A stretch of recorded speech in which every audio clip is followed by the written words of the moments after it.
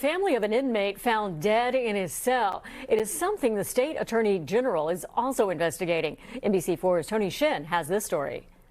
He is one of 18 in-custody deaths in Riverside County Jails for 2022, which, according to the state attorney general, is the highest number in 2 decades. In February, the AG announced a civil rights investigation into the Riverside County Sheriff's Department. Our investigation will seek to determine whether the Sheriff's Office has engaged in a pattern or practice of unconstitutional or unlawful policing. Sheriff Chad Bianco immediately responded, calling the civil rights investigation a frivolous political stunt and a waste of resources. Had the Attorney General or anyone else from DOJ reached out with questions or concerns, we could have provided more than enough evidence to prove these allegations false. He failed to do that. This is a county that locks away people, throws away the key, and then covers up deaths, murders, and people dying in custody.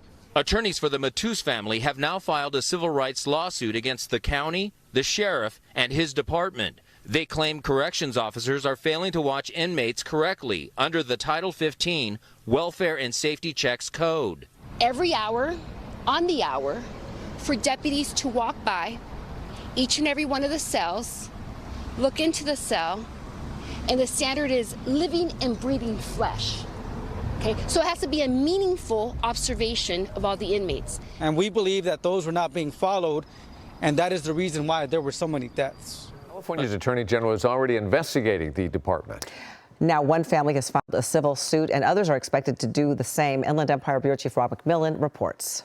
This is a county that locks away people, throws away the key, and then covers up deaths. Surrounded by family members of those who died in Riverside County Jails last year, attorneys announced the filing of a federal civil rights lawsuit suing Riverside County and Sheriff Chad Bianco himself. Chad Bianco talks about law and order, right?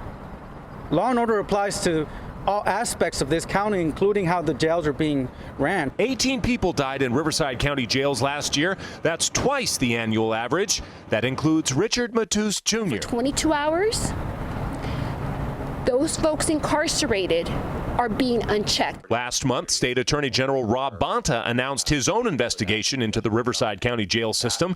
Back here in Riverside, these families say more needs to be done. There are specific laws that apply to jails, and we believe that those were not being followed, and that is the reason why there were so many deaths.